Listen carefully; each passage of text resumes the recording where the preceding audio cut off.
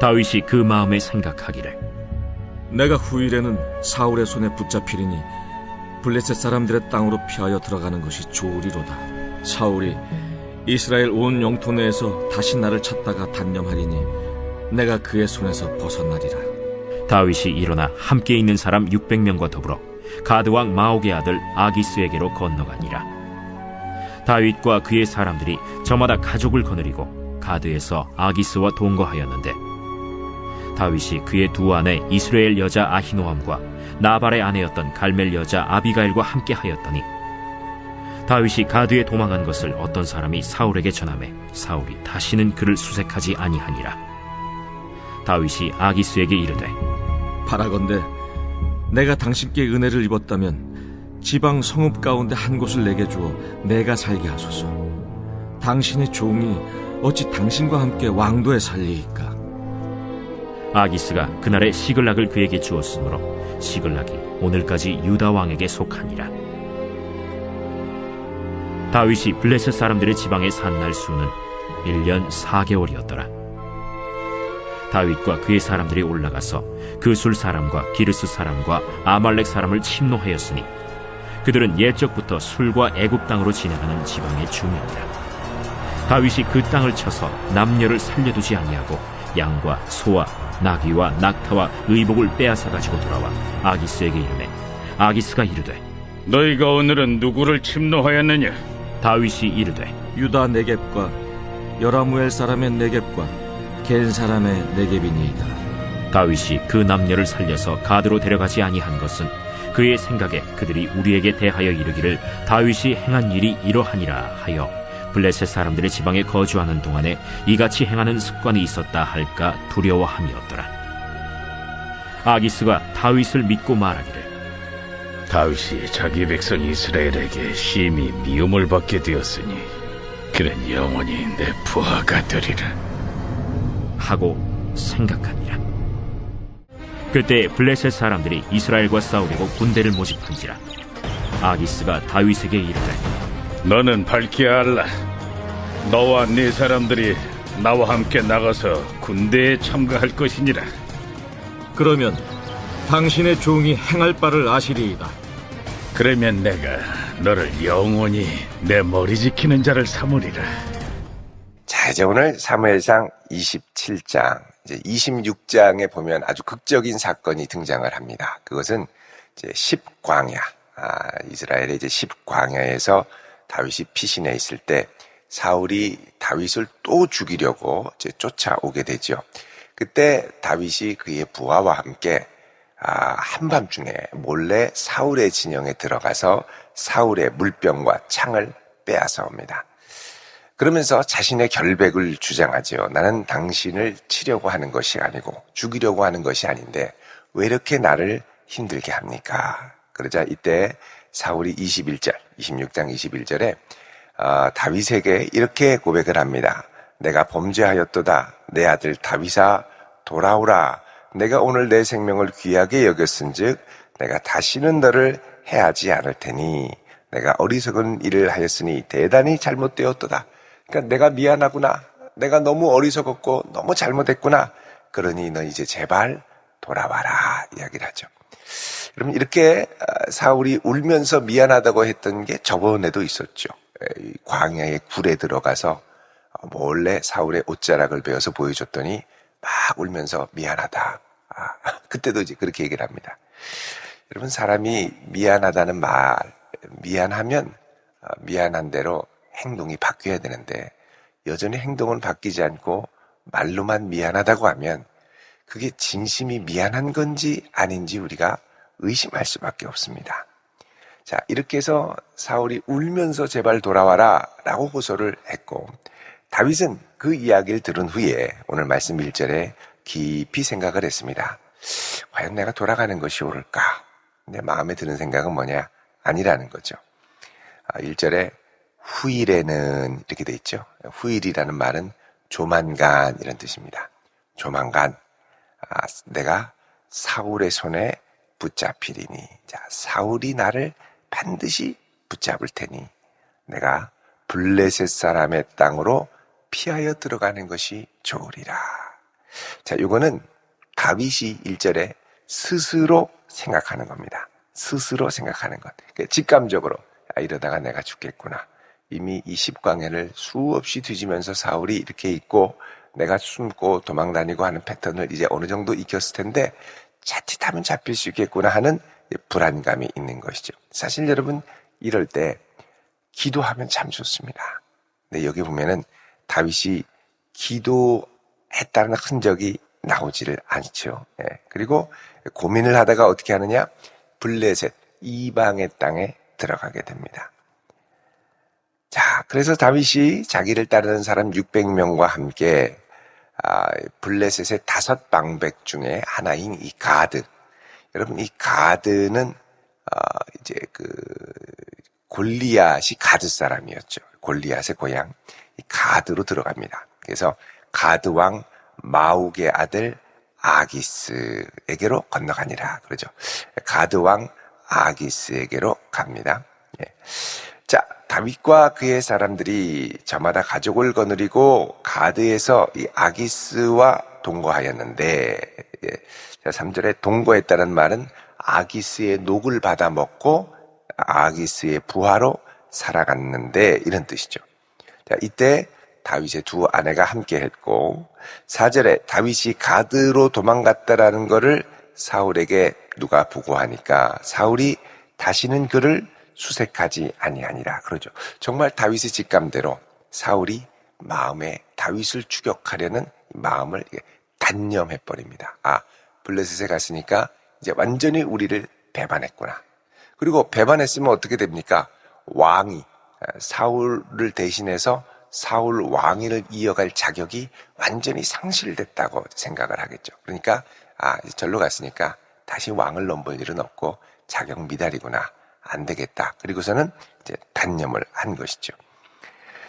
자, 그렇게 단념을 했는데 다윗이 이제 아기스로 가드로 이제 갔더니 이제 마음에 어려운 게 생깁니다. 5절에 보면 다윗이 이렇게 부탁을 하죠. 내가 당신께 은혜를 입었다면 지방 성읍 가운데 한 곳을 내게 주어서 내가 살게 하소서 그럽니다. 자, 지금 다윗이 가드의 성읍에 들어갔으면 이 왕의 눈초리 안에 경계망 안에 항상 있게 되고 다윗이 집에 있지만 거의 가택연금 수준으로 사방에 감시하는 눈이 있어서 꼼짝 못하도록 본다라는 거죠. 그래서 그를 내가 이제 계속 감시하게 되고 다윗은 꼼짝 못하고 이렇게 되면 어떻게 되느냐? 여러분 가드에 다곤신전이 있죠. 다곤신전에 가서 제사할 때도 꼼짝없이 쫓아가서 제사를 같이 드려야 합니다. 자, 당신의 종이 어찌 당신과 함께 왕도에 살리까 그러죠. 다윗은 겸손하게 어떻게 제가 왕과 함께 있겠습니까? 라고 하지만 여러 가지 이런 블레셋에 살기 때문에 하나님의 백성으로 하지 말아야 될 일에 대한 압박들이 이제 찾아오는 겁니다. 그래서 지혜롭게 이제 피하기를 원하는 거죠. 자, 그래서 이 아기스가 그 말도 맞기는 하다라는 생각을 해가지고 그날에 시글락을 다윗에게 주었습니다. 6절에 시글락을 주었습니다. 자, 그런데 그 다음에 뭐라고 그러냐면 시글락이 오늘까지 유다 왕에게 속하니라. 그러니까 그 당시에 시글락은 어디에 속했느냐? 이제 블레셋이 장악하고 있던 블레셋의 동네였죠. 근데 여러분 이 시글락은 원래 하나님께서 여호수아에게 약속의 땅을 분배할 때 이스라엘에게 허락했던 땅입니다. 여러분 여호수아 15장 31절을 잠깐 보시면요. 여호수아 15장 31절. 자, 15장 21절에 보면 유다 자손의 지파의 남쪽 끝 에돔 경계에 접근한 성읍들은 다음과 같다 하면서 쭉 이제 허락하신 성읍들을 말씀하시는데 그때 31절에 어디가 나옵니까? 시글락과 맛만나와 산산나와 이렇게 나오죠. 그러니까 이 시글락은 여호수아 때 이미 하나님께서 다윗에게 약속하셨던 성읍. 그러나 지금은 약속을 성취하지 못하고 블레셋이 차지하고 있던 성읍. 자, 이 성읍을 누구에게 주었느냐? 다윗에게 살라고 준 것이죠. 자, 그 이후로 이 시글락은 다윗의 성읍으로 유다에게 속한 성읍으로 바뀝니다. 그러니까 여러분 이게 참 하나님의 놀라운 손길입니다. 하나님이 함께 하시면 엎어져도 하나님의 뜻이 이루어지고 자빠져도 하나님의 뜻이 이루어지도록 인도하시는 걸 볼 수 있죠. 차지하지 못했던 그 성읍을 다윗에게 주었더니 그 이후로 다윗이 이 성읍을 유다의 땅으로, 유다의 성읍으로 만들어버리죠. 이곳에 살면서 다윗은 이 주변을 정복하게 됩니다. 그러니까 여호수아에 끝나지 않은 정복전쟁을 계속해서 하게 되는 것이죠. 7절에 다윗이 블레셋 사람들의 지방에 산 날수는 1년 4개월이었더라. 자, 1년 4개월 동안 망명해서 그곳에 사는데 8절에 다윗과 그의 사람들이 올라가서 구술 사람, 기르스 사람, 그리고 아말렉 사람을 침노했다 그러죠. 자, 여기는 이제 그 유다의 이 남쪽 네게부 지역에 있는 이제 지역들인데, 특별히 여기 여러분 그 아말렉 사람은 이스라엘의 대적이죠. 사실 하나님께서 아말렉을 향해서 사울을 통해 어떻게 했냐면 진멸하라고 그랬습니다. 근데 사울은 진멸하지 않았죠. 자, 그래서 첫 번째 미션에서 실패했던 그 전쟁을 지금 다윗이 어떻게 하냐? 계속해서 이어가서 하는 거죠. 그러니까 하나님이 다윗과 함께 하는데 사울이 실패했던 그 지점을 다윗을 통하여 역사하시는데, 신분은 망명자의 신분이었으나 그 과정 가운데 보니까 하나님의 뜻이 이루어지도록 하나님이 여기에 나를 집어넣으신 겁니다. 그러니까 거기서 계속해서 하나님의 뜻이 이루어져 가는 것이죠. 자, 그리고 하나님이 진멸하라고 한 명령을 어쩔 수 없이 시행을 하는데 9절에 다윗이 그 땅을 쳐서 남녀를 살려두지 않고 양과 소와 나귀와 낙타와 의복을 빼앗아 가지고 돌아옵니다. 자, 여기 보면 남녀를 살려두지 않는다고 그랬죠. 진멸을 합니다. 아기스가 말합니다. 너희가 오늘 누구를 침노했느냐? 그러자 다윗이 저희들이 유다 성읍을 침노했습니다. 네겝과 여라무엘과 네겝과 겐 사람의 네겝입니다. 그러니까 네겝부 사막 지역에, 유다의 이 사막 지역에 있는 사울왕의 이 시선이 잘 미치지 못한 그곳을 급습해서 다 차지했습니다라고 거짓 보고를 하는 겁니다. 그러니까 적의 수하에서 이 가드왕 이 아기스의 환심을 사고 이제 안심시키지만 속으로는 어떻게 하느냐? 동서남북 이스라엘이 실패했던 그 지점에서 이스라엘의 정복전쟁, 여호수아가 남긴 그 정복전쟁, 사울이 실패한 그 정복전쟁을 계속해서 수행하며 하나님의 명령을 온전히 수행하는 이 다윗의 모습을 볼 수 있었죠. 자, 그래서 다윗이 11절에 그 남녀를 살려 가드로 데려가지 아니한 것은, 자, 그때만 하더라도 전쟁에서 지면 포로로 끌려가서 노예 노동력으로 사용을 했습니다. 그런데 아무도 살려 데려가지 않습니다. 너 어디서 왔냐? 그러면 혹시 저희들 어디서 왔는데요? 그러면 다윗의 보고가 거짓말로 드러나죠. 그러니까 아예 못하도록, 그러니까 다윗의 입장에서는 아예 입을 막기 위해서 진멸을 하는 것이 되지만 더 크게는 하나님의 진멸전쟁을 완수하는 이 사명을 감당하더라는 것이죠. 자, 12절에 아기스가 다윗을 믿고 다윗이 자기 백성 이스라엘에게 심히 미움을 받게 되었으니 이제 그는 영원히 내 부하가 될 것이다. 그럽니다. 여러분, 어떻게 보면 지금 다윗이 있는 이 이중적인 첩자의 이 모습으로 보면 거의 이렇게 진흙탕에 들어갔다고 볼 수 있죠. 진흙탕에. 내가 원하는 환경이 아니고, 그죠? 내가 바랬던 이제 이 여건이 아니지만 그 가운데서도 하나님의 뜻이 차근차근 이루어져 가는 것을 볼 수가 있습니다. 우리는 내가 생각했던 여건이 아니면 그냥 두 손 두 발 다 놓고 있을 때가 많거든요. 아니다. 안 된다. 여러분, 그런 가운데도 하나님은 나를 준비시키고 내 주변을 준비시키고 여건들을 준비시키는 하나님임을 알 수가 있습니다. 그래서 하나님을 신뢰하고 가는 겁니다. 계속 내 앞에 열려진 길, 내 앞에 주를 위해 최선을 다할 수 있는 길이 열려졌을 때 최선을 다해서 이렇게 막 가다 보면 그때는 모르죠. 정신이 없으니까요. 그런데 돌아보니 그게 결국은 하나님의 뜻을 이루는 한 스텝 한 스텝이 되더라는 것이죠. 그래서 우리는 이게 여건과 환경의 판단력이 이제 모자라서 이제 쉽게 결론을 내리는데, 하나님의 뜻이 완전히 이루어질 때까지는 절대 결론을 내리지 말아야죠. 1절에 보시면 그때에 블레셋 사람들이 이스라엘과 싸우려고 군대를 모집합니다. 자, 이제 블레셋도 야, 다윗이 이렇게 유다를 침공하고 막 하니 이제 사울과 이제 우리가 맞짱을 떠도 되겠다. 한번 싸워보자. 그리고서는 사울을 자 이렇게 대적하려고 군대를 모집합니다. 이때 여러분, 이 블레셋은 5 방백이 연합해서 의사 결정을 하는 방백 시스템, 그러니까 도시 5도시가 연합하는 연방제와 같은 이런 시스템이 있었습니다. 자, 이 5 방백들이 모여서 군대를 모집하고, 이때 아기스 왕이 다윗에게 얘기를 합니다. 너는 밝히 알라 그러죠. 밝히 알라. 이건 뭐냐면 너는 반드시 이 부분을 명확하게 하고 해야 된다. 이렇게 얘기를 하는 겁니다.